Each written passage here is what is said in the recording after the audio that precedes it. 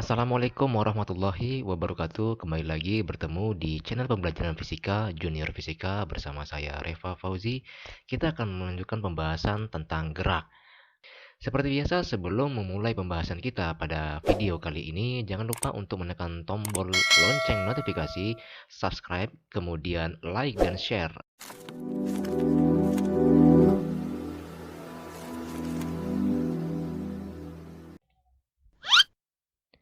Nah, di video sebelumnya kita sudah berbicara secara umum tentang jarak dan perpindahan. Kali ini kita akan bahas lebih jauh lagi ya sejumlah persoalan tentang jarak dan perpindahan. Misalkan ada seorang pelari, kemudian berlari dia ke arah utara sejauh 12 meter, kemudian berbelok ke arah timur sejauh 14 meter, dan terakhir berbelok ke arah tenggara sejauh 15 meter. Maka dalam hal ini kita sudah mengetahui bahwa jarak adalah panjang total lintasan yang ditempuh oleh pelari tersebut, yaitu 12 meter ditambah 14 meter ditambah 15 meter. Menjadi jarak yang ditempuhnya adalah 31 meter. Sedangkan perpindahan yang dilakukan oleh pelari tersebut, kita cukup melihat di mana posisi awal dan posisi akhir si pelari. Kemudian kita tarik garis lurus dan ukur berapa panjang garis lurus tersebut. Dalam hal ini, ternyata pelari menempuh perpindahan sejauh 23 meter. Sekarang, mari kita lihat kasus lainnya berhubungan dengan jarak dan perpindahan. Masih dari pelari tadi ya, si pelari sekarang berlari mengelilingi sebuah lapangan sepak bola dengan posisi yang seperti bisa kalian lihat pada gambar. Posisi mula-mula pelari adalah di titik ini nih. Kemudian dia berlari mengelilingi lapangan dan akhirnya memutuskan untuk berhenti di titik semula. Dalam hal ini, jarak yang ditempuh oleh si pelari adalah sama dengan besar keliling lapangan sepak bola tersebut. Jadi tinggal kita hitung nih, berapa panjangnya, kemudian berapa lebarnya, kemudian menempuh lagi panjang, dan terakhir menempuh lagi lebar lapangan. Sedangkan perpindahan, sesuai dengan konsepnya, kita hanya melihat di mana posisi awal dan posisi akhir pelari. Ternyata, posisi awal dan posisi akhir pelari adalah berada di titik yang sama. Maka dalam hal ini, perpindahan pelari adalah sama dengan 0 alias tidak berpindah. Dalam beberapa kasus, nilai atau besar, jarak dan perpindahan dapat bernilai sama. Kapan hal ini terjadi? Yaitu apabila sebuah benda bergerak pada satu arah saja. Misalnya, ada seorang pelari nih bergerak ke arah barat atau bergerak ke kiri. Maka pelari hanya bergerak ke satu arah sejauh 20 meter. Dalam hal ini, jarak bernilai 20 meter. Sedangkan perpindahannya pun juga bernilai 20 meter ke barat atau ke kiri. Kita sudah membahas tentang jarak dan perpindahan. Mari kita lanjutkan pembahasan sejumlah persoalan tentang kelajuan dan kecepatan. Misalkan nih, ada sebuah mobil yang berjalan di atas sebuah jalan raya. Kelajuan mobil bergerak adalah 40 km per jam. Mari kita pahami makna dari kelajuan 40 km per jam ini. Kelajuan sama juga sih dengan kecepatan, biasanya dilambangkan dengan V.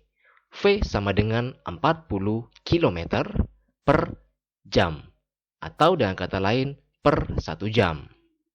Hal ini bermakna dalam waktu 1 jam, jarak atau perubahan posisi yang ditempuh oleh benda adalah sebesar 40 km. Sehingga jika dalam waktu 1 jam bisa menempuh 40 km, kita bisa memprediksi jika mobil sudah bergerak dalam waktu 3 jam, berapa sih jarak yang ditempuhnya?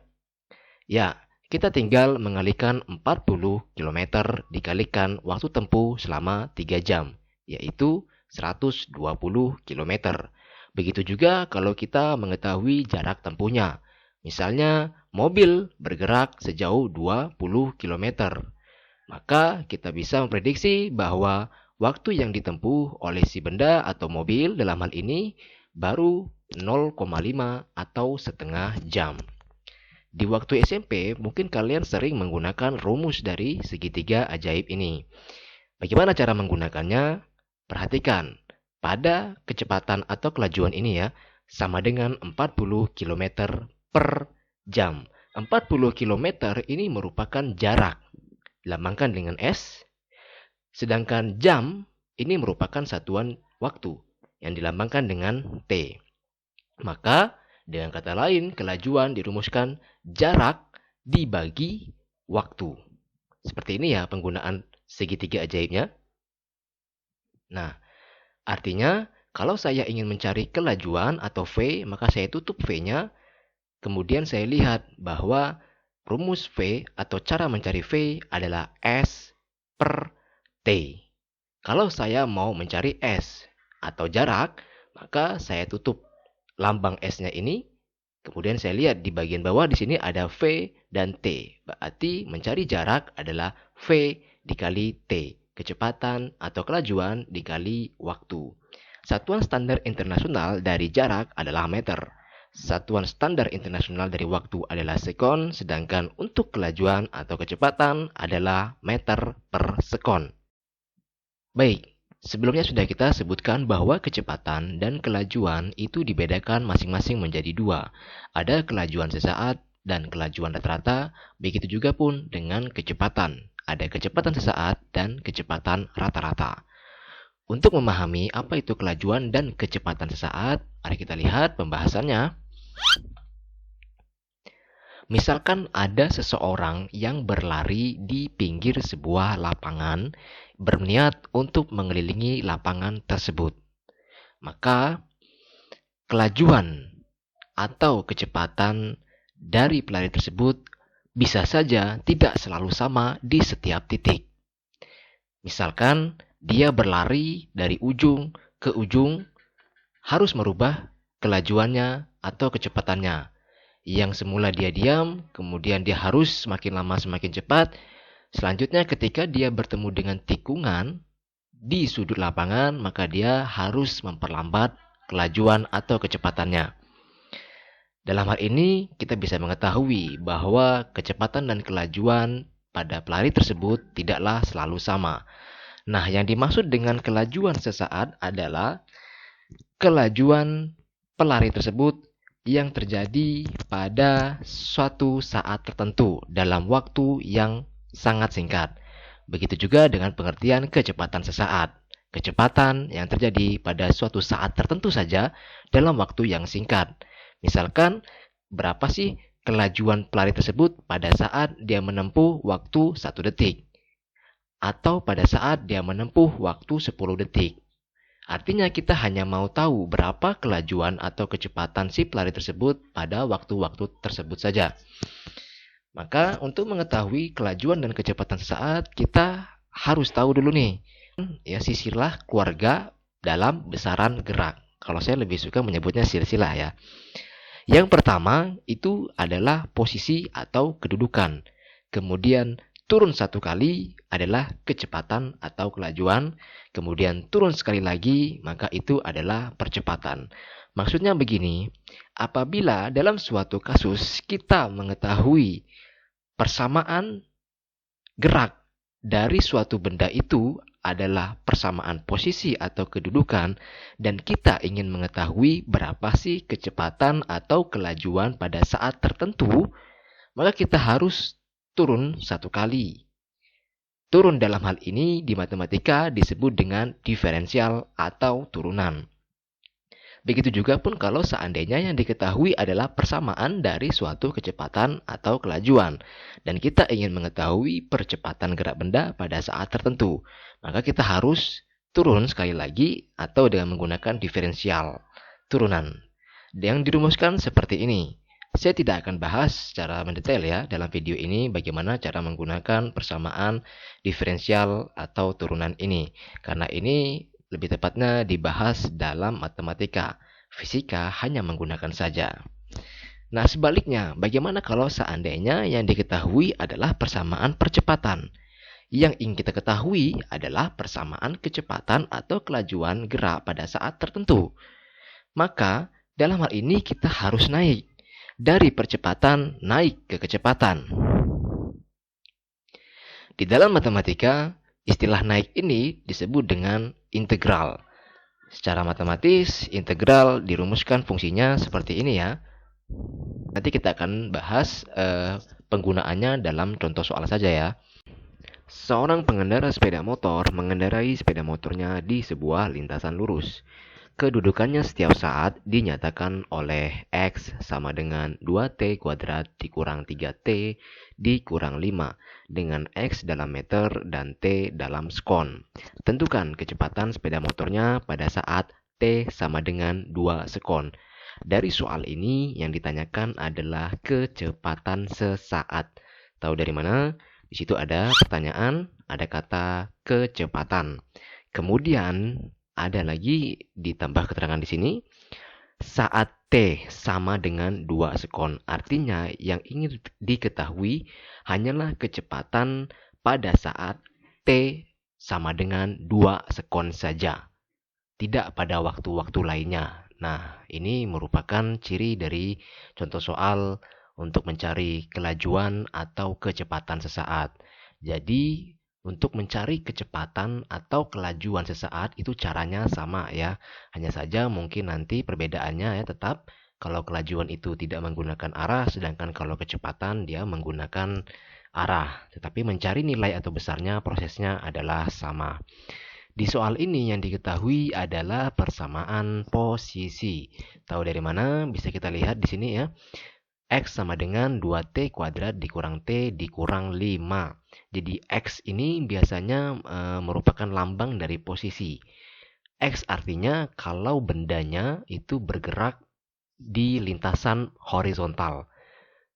Sebagaimana yang kita ketahui bahwa sumbu horizontal itu juga dilambangkan dengan sumbu X ya, dilambangkan dengan X. Untuk lebih jelasnya lagi, di sini juga ada keterangan tambahan bahwa X dalam meter.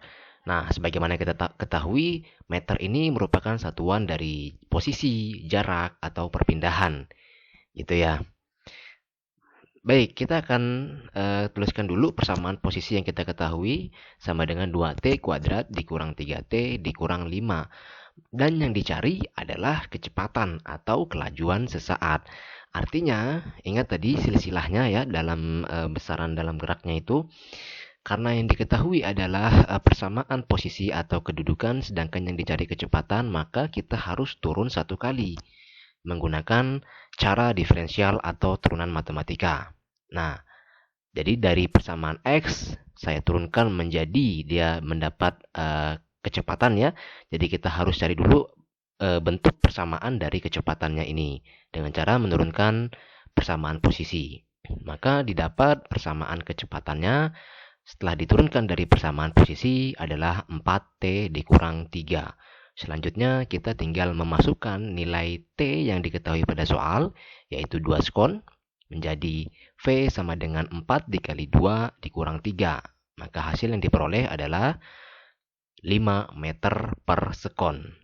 Jika yang dimaksud adalah kecepatan sesaat, maka kalian harus menyebutkan 5 meter per sekon itu lengkap dengan arahnya ya. Jika yang didapat adalah nilai positif, maka boleh kita sebutkan bahwa 5 meter per sekon itu ke arah sumbu X positif. Yang berikutnya adalah kecepatan dan kelajuan rata-rata.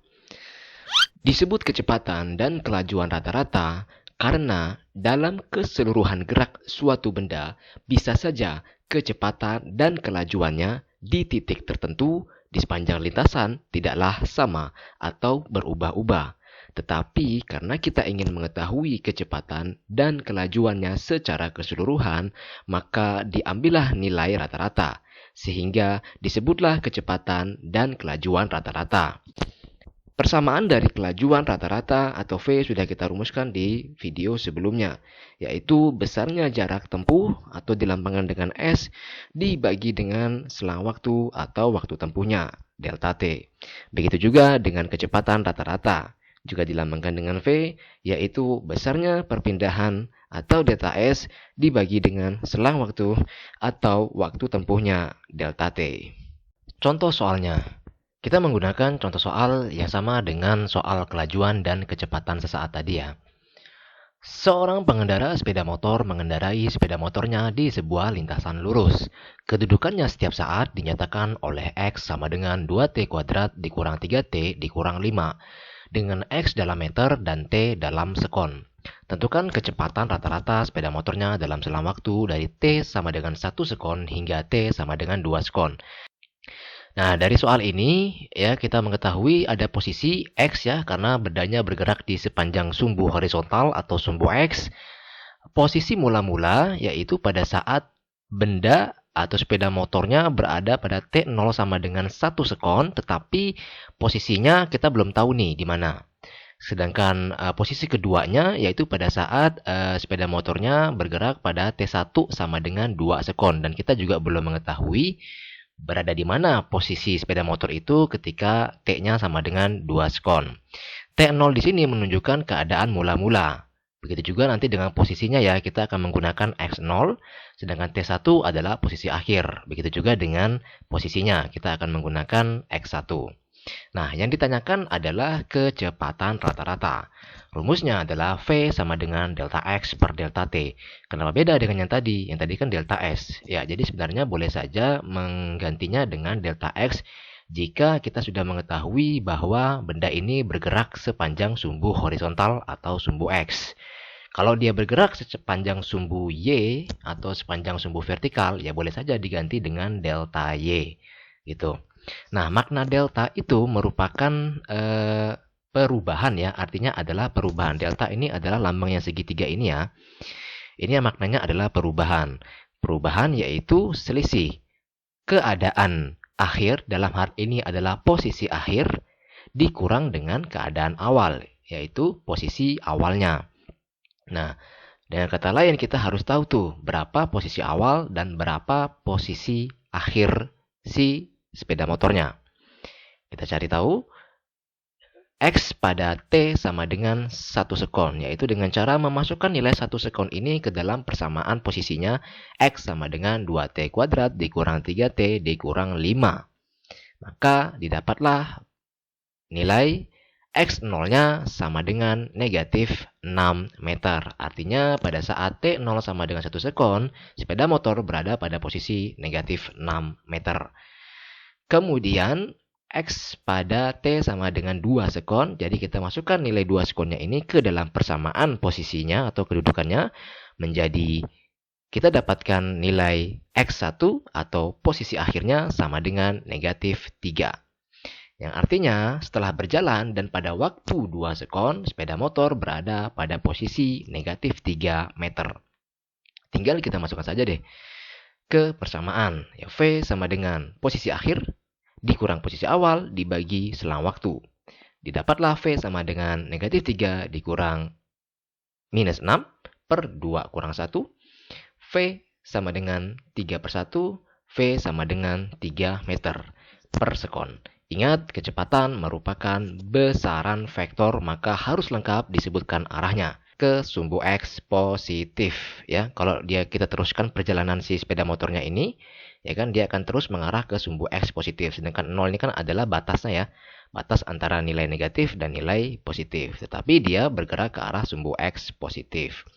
Nah, di video sebelumnya kita sudah menjelaskan bahwa kecepatan dan kelajuan bisa saja bernilai sama apabila benda yang bergerak hanya bergerak ke satu arah. Nah, sekarang kasus ini si pengendara motornya kan hanya bergerak ke satu arah. Artinya kecepatan dan kelajuan rata-ratanya seharusnya bernilai sama, yaitu 3 meter per sekon. Mari kita buktikan.